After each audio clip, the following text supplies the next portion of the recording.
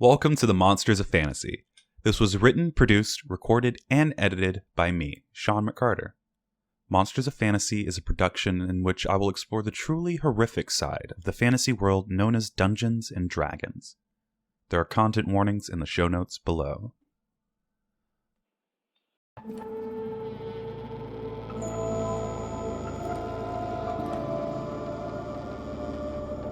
Episode 1. The Vampire. Hello? Hello? Well, if this worked, I'm Kez'Var Gildair, but most people just call me Kez. I've been chosen as the official narrator for the first and continued auditory record keepings for Mr. Nicholas Deleu. He's much like the other wizards I've met who are getting up in age, employing younger able-bodied adventurers to do their research for them. I'll just be sitting in a room, reading accounts and encounters with different creatures of the world. I'll admit I'm not too familiar with the magic involved with the system, but the job ad asked for a bard, and I do not disappoint. So, here I am.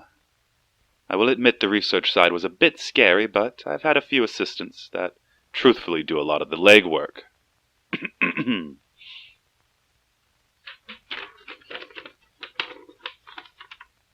I guess I should get started.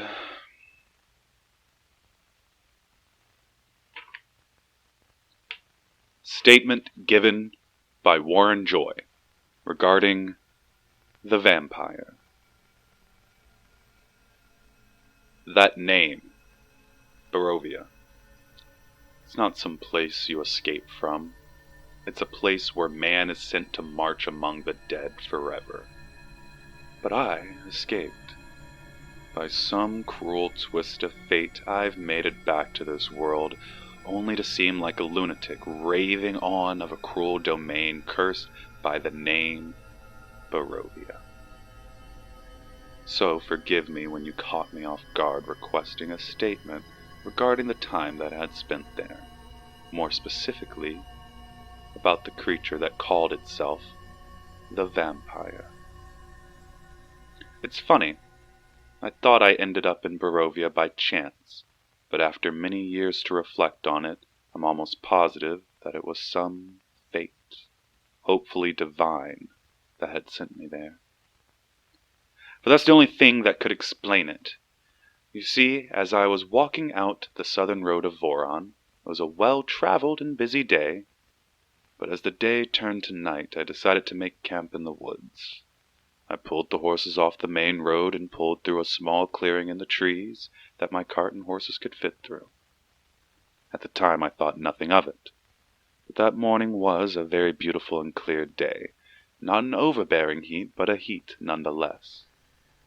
But as I pulled in to make camp, the air was very, very cold, and as I looked around I saw a lot of heavy fog that seemed to be obscuring most of the ground, preventing me from seeing more than 30 feet in front of me. But none of that struck me as weird, and I set up my sleeping bag and made camp, staring up at the beautiful full moon. And when I awoke the next morning, I felt tired, but pretty much fine.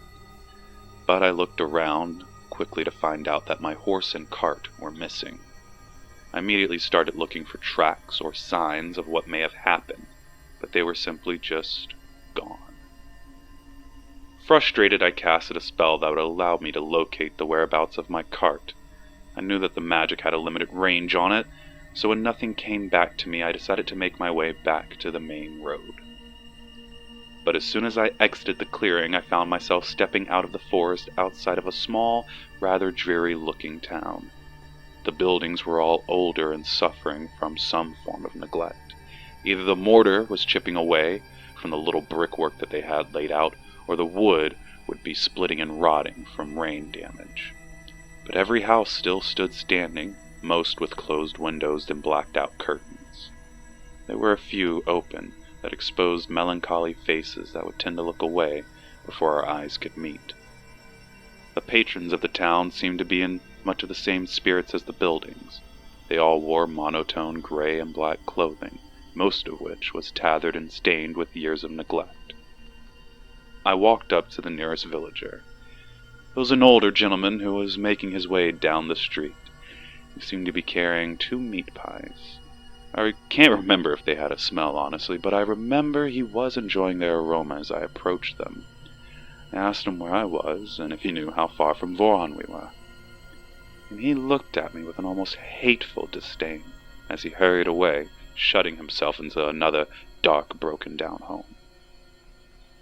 I began to walk around the small town, and any chance I could, I would walk up to and ask the sparse stranger for some assistance, only to be met with the same attitude of the one before, struck down one after another.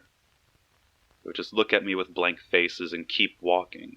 The few that did respond only asked if I've had a bit too much to drink. Eventually, it seemed the entirety of the village had accosted me. The fog began to grow thicker, and the moon had started to rise in the night sky. At this point, I knew something was wrong. There was no way I'd spent the entire day in this village. How could it possibly be getting dark? It was at that moment I decided to really take in the night sky, since I awoke in this strange land, and up at the top of this cliff edge, a massive tower silhouetted by the full moon behind it, stood above me. Don't get me wrong, the castle was visually terrifying, as far as evil castles go, I mean. It had all the excessive towers and large dark windows accented by their flickering faint candle lights, from which this far away just gave this castle an ominous red glow. And in those glowing embers you could see the fluttering of winged creatures making their ways in and out of the castle. I remember thinking to myself that they seemed like bats, but that they had to be rather large for me to be seeing them at this distance. But it wasn't the sight of the castle that unnerved me. It was the very clearly torn and beaten trail that led from the base of the cliff that started in the backyard of the town's church and led all the way up to what seemed to be the grounds of the castle. My eyes started to follow the trail, and I noticed large claw marks in the trees surrounding the church, which could only bring my eyes to the church itself. Stood in front of me was a large, single-floored chapel that was severely weathered and damaged. There were several roof shingles missing, exposing some flickering candle lights from within. All the windows were either boarded up from where the glass had been broken or missing, or the curtains had been pulled shut so that there was no signs of life aside from those slight flickering lights. The wind blew slightly, and it seemed that all of the rafters groaned under the weight of the bell tower above. I decided that anyone might have some answers and would be of help, that maybe the local clergy could lend a hand. As I walked up the old cracked stone steps, I found myself looking at 2 large wooden oak doors that were heavily scratched and gouged with claw marks. It also seemed to be marked with burns.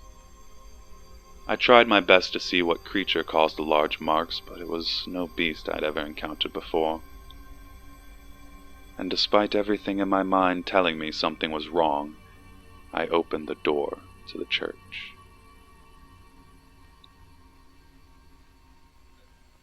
I found myself inside this 20-foot-long hallway that led into a large open worship area.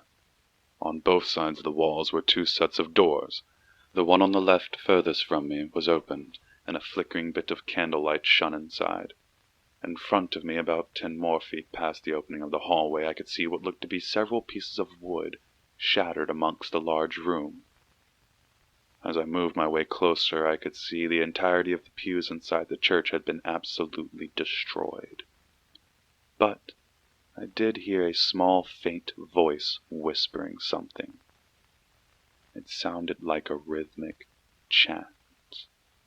It seemed the voice was coming from behind the stone altar that stood at the opposite end of the church. Upon it were 2 lit candles. By the time I noticed the voice talking to itself, I had made my way to the open door. I pushed the door the rest of the way open, quietly made my way in so as not to alert the chanting voice that I had arrived. The room was pretty normal. It had a stuffed bed and an end table with a lit reading lamp beside it. And mounted above the wall was a religious symbol of some kind. It seemed like a depiction of Sol, but honestly I couldn't tell you. I'm not big on religious studies. I started to back out into the hallway when a loud pained scream broke through, cutting out the sound of the chanting, which I now realized didn't actually stop because of the scream, but rather because of the noise I had made as I dropped my shield out of surprise, and a loud clattering filled and echoed the empty space. After bending down to pick up my shield, I looked up and noticed an older, portly fellow looking at me from behind the altar. He was dressed in the same monochrome fabrics that the rest of the town wore, but his gowns were that of a priest. He stood with a book in one hand and what looked to be burning incense in the other. I couldn't help but notice that the old man was balding, but it seemed as if his hair was being pulled out in patches rather than just losing his old age. His eyes were sunken in and had deep dark bags weighing down his cheeks, making him look even more depressed and sadder than the other villagers. I slowly rose with my shield in one hand, and I slowly unloosened the straps that fastened my warhammer with the other one. As I did so, I could swear I could hear the sound of metal clinking against stone from below. The old man said something to me. I believe it was, "The morning lords will keep us safe," and gestured to the book in his hand. Admittedly, I was only half paying attention. I reached out to sense the presence of any otherworldly creatures within the church. I found out rather quickly the old man in front of me was not evil as far as my benefactor was concerned, but something below the floorboards, towards the back of the church and below that altar. Something had been marked, and I faintly felt her warm voice. Undead. Zombies, skeletons, some necromancer, whatever it was, I planned on ending it. The priest must have noticed my attention drawn to the floor. He said, if I had come for him, then to just please leave them alone. He turned his back to me and placed his book down on the altar. Who is us? I asked him, pointing the warhammer in front of me, more as a threat than anything. He then calmly said that if I don't know them, to then take my leave and be gone. I gave a slight chuckle at that and told him that is why I happened to walk in there, and that I'd been planning on asking someone in the village where I was and how I could leave. I wanted to add something about him being crazy just as the village, but I held my tongue. He could still help me, so I asked him. The old man started to chuckle underneath his breath heavily, almost as if he was coughing, but I knew he was mocking me. I apologize. Let me welcome you to Barovia, he said, turning around and looking at me with a slight smile. Over the course of the next half hour, Father Donovich, as he called himself, began to tell me about the lands of Barovia. If it wasn't for the fact that I had placed him under a subtle spell that made him tell me the truth, I would have thought it a lie myself. If I have you to believe me, for no one else does, Barovia is a domain separated from ours, that much I've gathered since. With exceptionally powerful magic, one can come back and forth between the realms. This segment of reality is ruled by a ruthless and immortal tyrant. This man controls life and death himself, never dying himself, but effortlessly giving and taking life as he pleases. He then told me anyone he raised from the dead would follow his commands.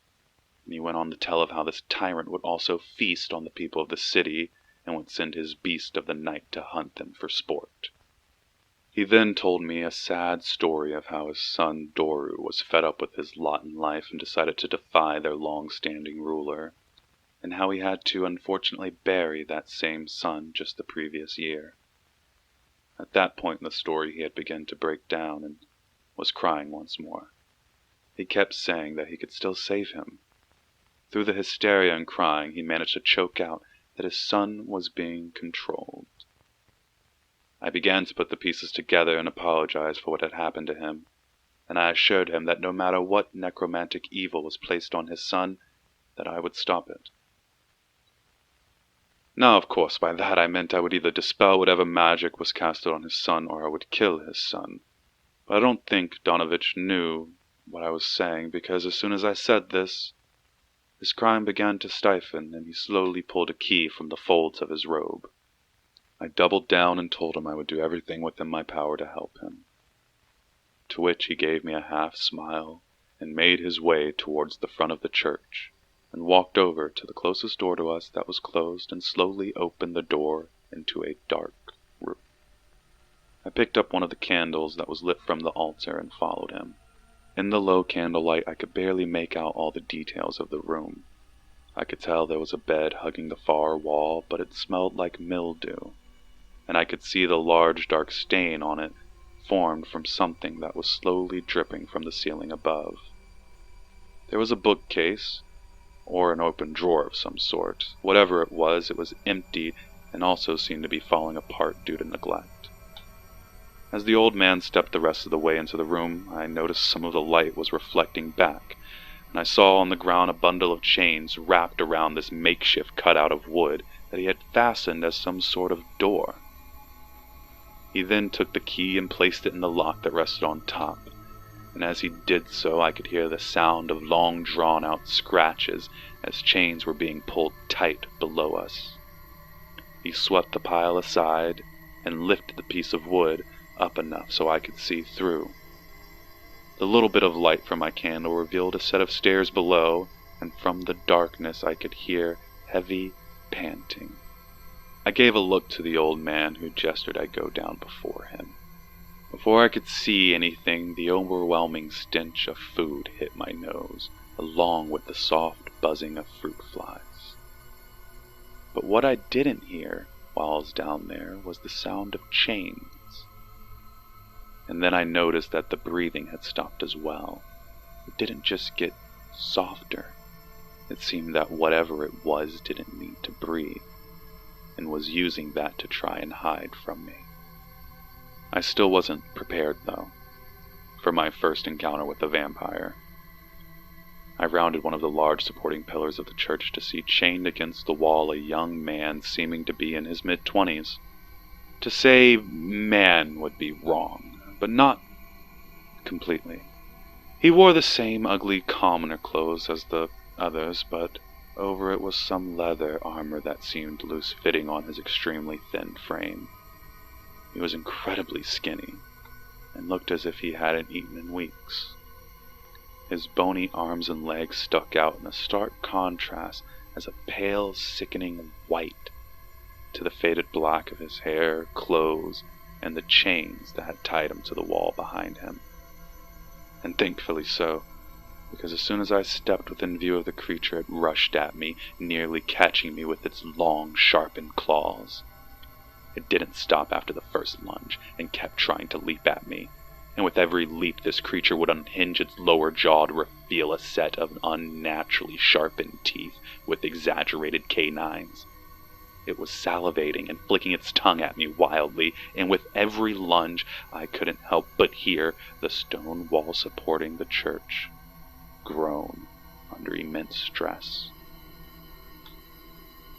I backed away slowly and started to call towards Father Donovich, who began to make his way down the steps.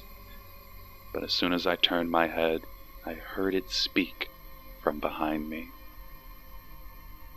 "Come closer," it hissed. "I promise I won't hurt you." It touched my mind, but by this point my life had become aware of the charming effects that some creatures possessed. I'm not sure that's what kept me safe, but I am positive that I wasn't its only intended target. Slowly walking past with glossed-over eyes, Father Donovich began to extend his hands outwards as if to embrace his son. I was able to grab him in time before he could close the distance, barely escaping the claws and sinking teeth of this creature. I did it hastily, so the momentum had flung him into one of the stone pillars and seemed to knock the haze away from him. He began sobbing and chanting about the Morning Lord saving his son, and I'll admit I aided, or attempted to, by reaching out to my own fates. But to no effect. The pleas Donovich shouted and the spells I chanted were not lifting whatever affected his son. But honestly, deep down, I already knew that would happen. She told me already.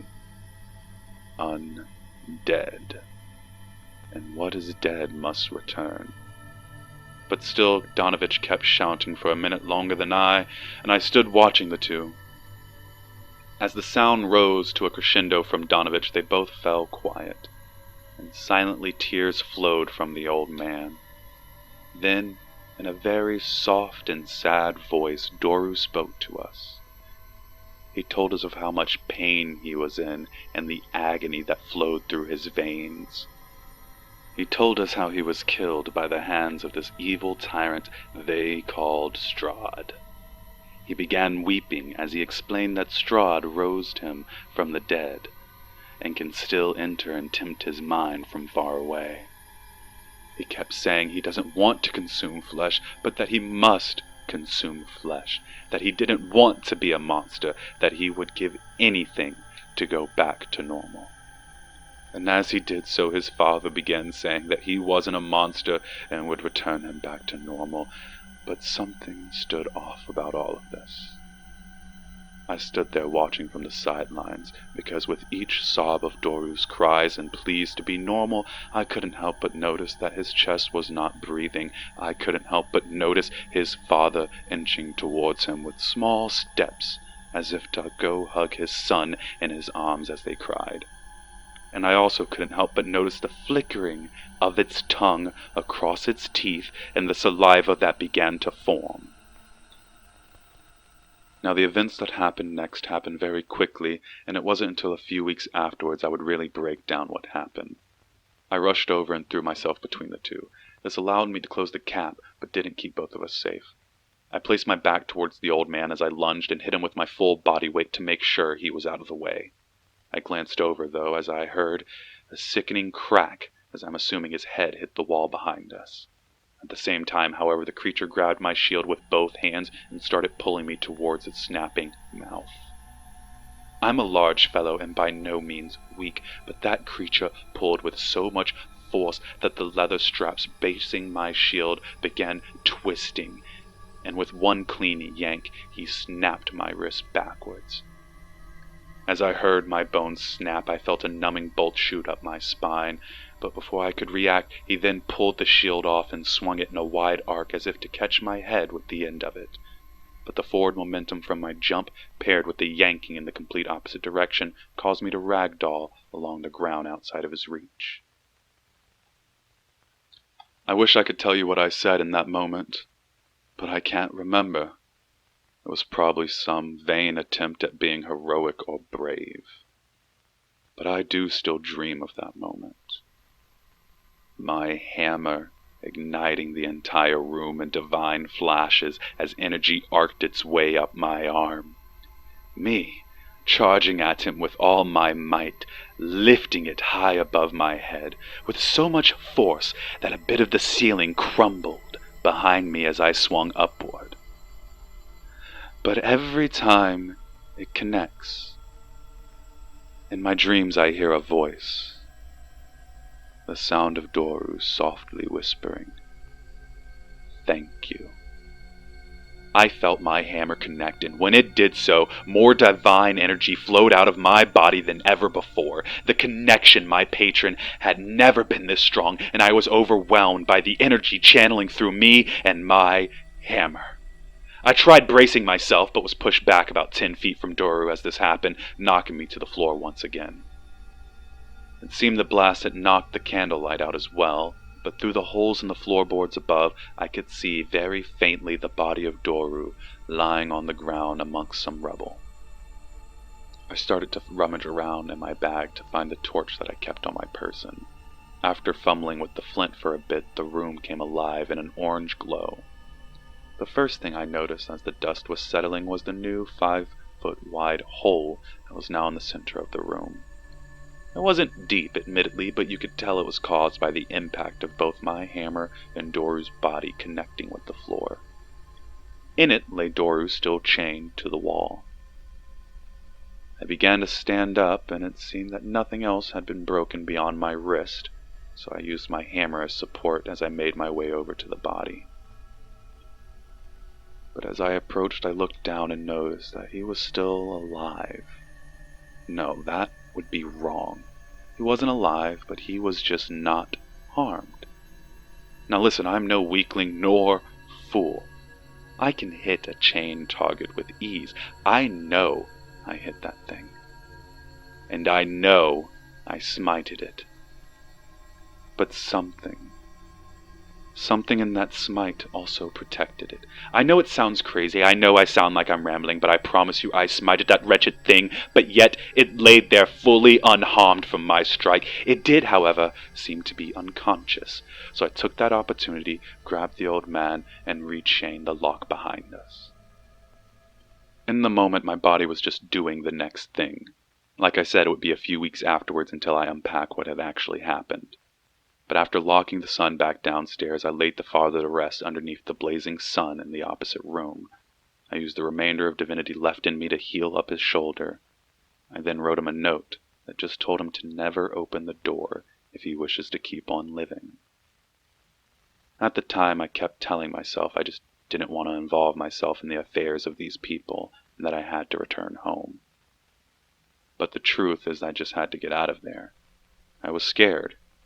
Either the creature was more powerful than I could ever imagine, and I should do my best to leave, or that the angels that blessed me with these gifts chose to keep that thing alive. I've spent many years pondering that thought.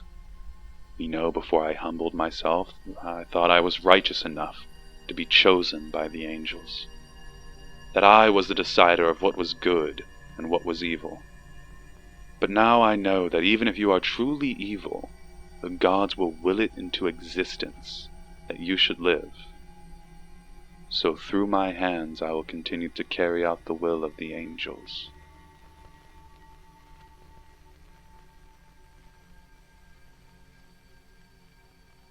End of statement. As far as Mr. Joy's story goes, what we could verify was at least accurate.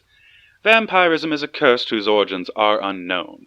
The name Barovia, though, has come up quite a lot in our research and organizing of the new record keepings.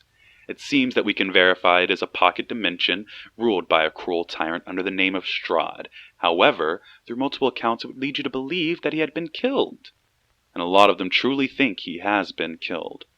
But some sort of magic keeps him alive and keeps his domain alive. It seems that Strahd is able to pass a lesser form of this power to his subjects through the act of killing and then raising them from the dead.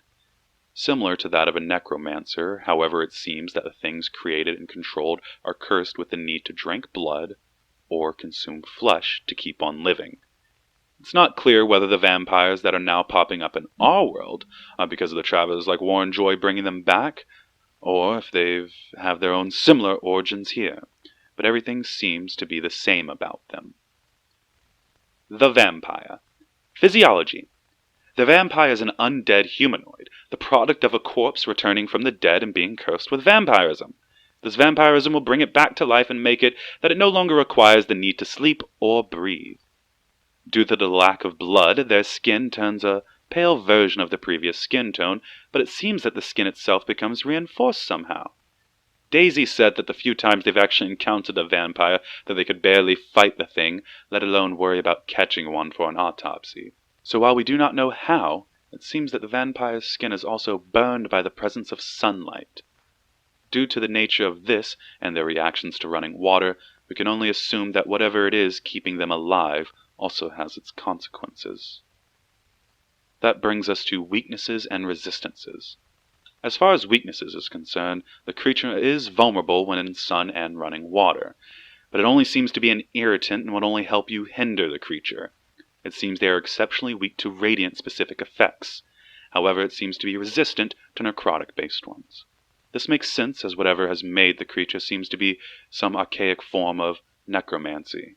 It also seems that mundane weapons like average spears or sword glances off their skins has little to no effect on them, unless under the presence of direct sunlight or running water.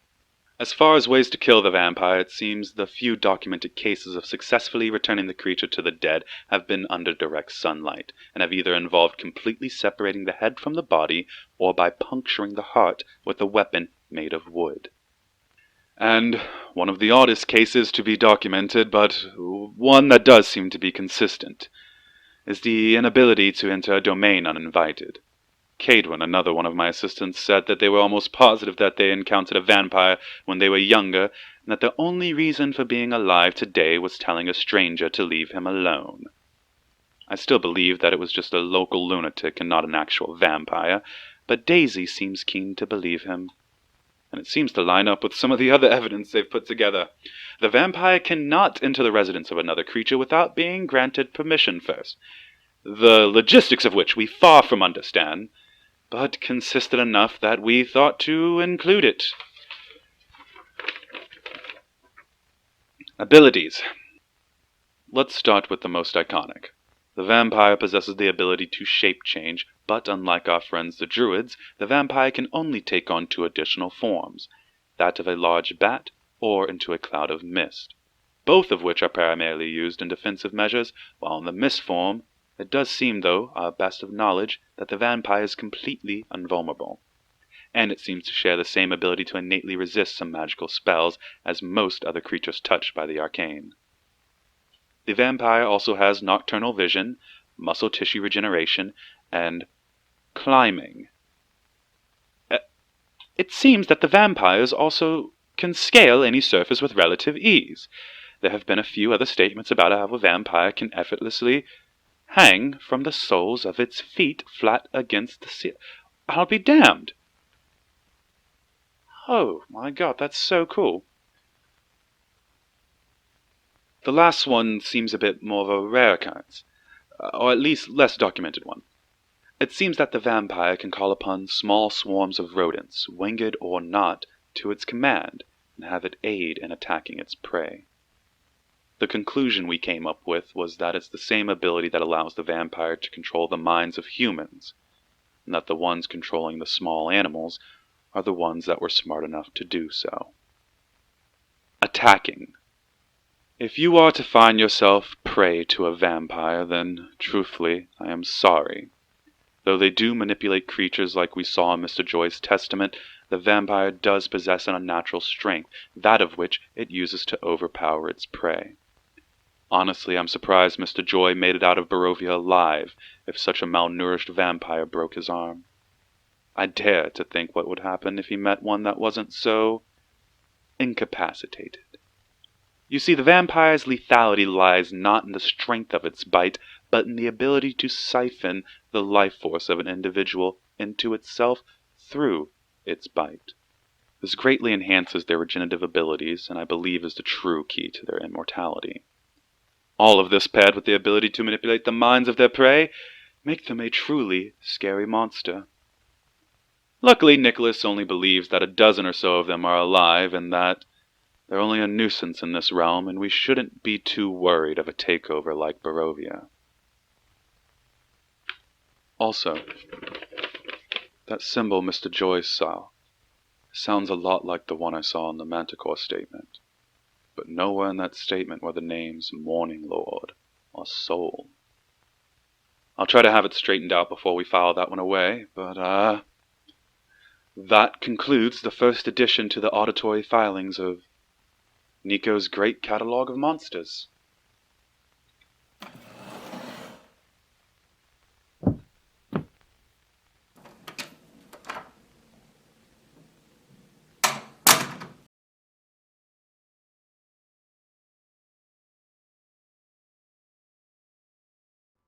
If you've enjoyed the story, then please share it with your friends and family or anybody who likes anything nerdy.